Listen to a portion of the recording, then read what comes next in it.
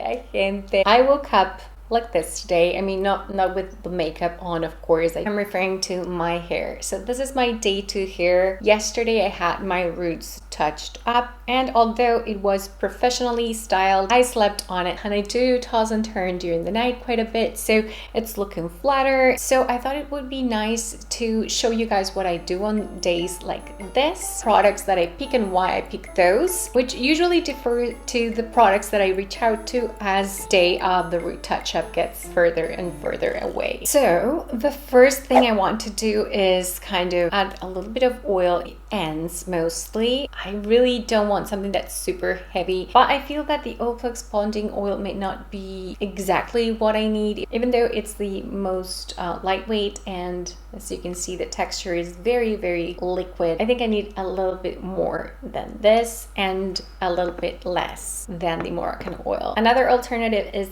the Sweet Oil Absolute Repair by L'Oreal. This is a leave-in serum. It's really good, but it does contain a little bit of protein, and I had a protein treatment done yesterday. So the best option for me for today specifically is the Moroccan Oil Light.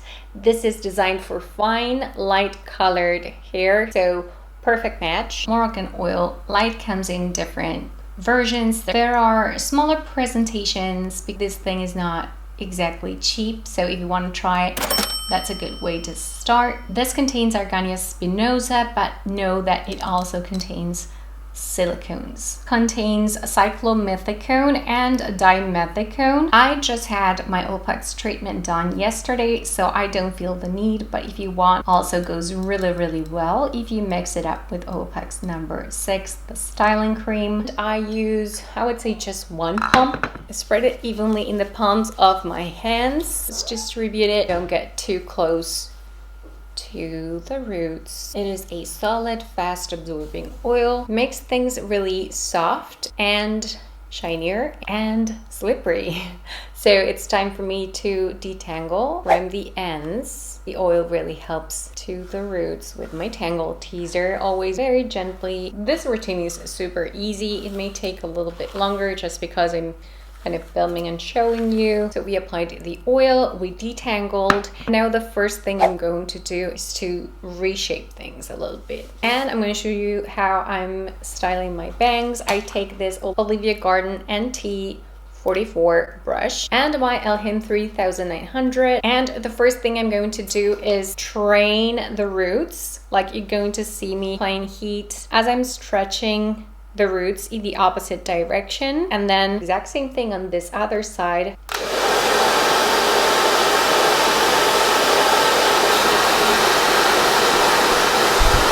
Okay, so the next thing I'm going to do is grab the entire piece of hair, twist it around the brush, and I'm going to be blow drying, moving the brush opposite like so. I'm really taking my time and twisting the brush in the ends. So let's do that.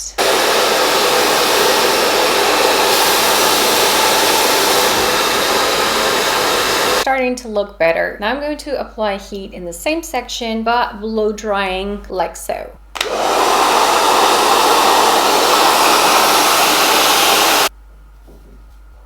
And you're gonna see me focusing in the ends as I'm twisting.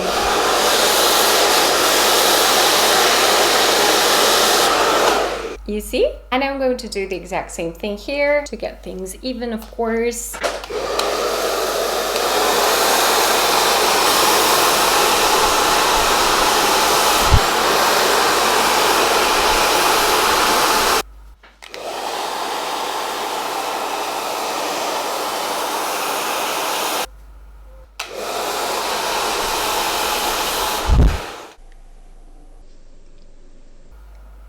Now, if you have a tiny bit of time, it's a good idea to use a velcro ruler. Secure it at the base, other side here. Same thing on this other side. So I kind of use the velcro as a brush, twist it and kind of pick up the hair. So shorter hair pieces you may need to help a little bit. There we go. So the next thing I want to do is lift the crown area a little bit. So I'm just going to spritz a little bit of water, and I'm going to use this bigger Olivia Garden brush. This is the NT64. I'm just going to apply some heat as I'm pulling the hair upwards.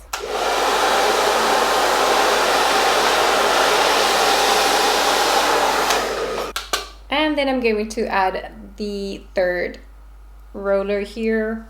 Like I said, this is optional. I don't necessarily do it every single time, but it always looks best if I do. Use it as a brush and then twist it inwards like so, and then I secure it at the base. I'm going to be touching up the styling of my ends. I like them to look a little bit bent inwards. And round brush hair dryers, just this one, that's Hot Tools. These are actually super handy for touching up day to hair.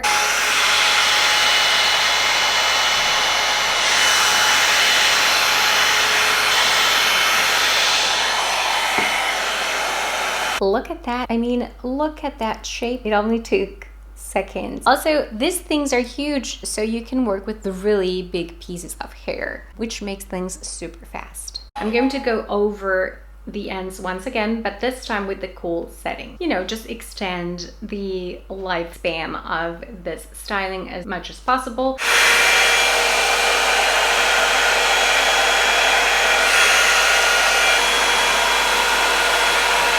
My hair is growing so much, it's getting harder for me to kind of show you guys, you know, what I'm doing. But I'm really happy that all the things that I'm doing are actually working towards, you know, just having longer, healthier hair. It does take quite a bit of patience. Talking about patience, I'm ready to remove this. The magic of taking rollers off. Ooh, look at that movement. Wait, I forgot this one. So these little ones right here are so inexpensive, and most importantly, they will not cause any dents once you remove them.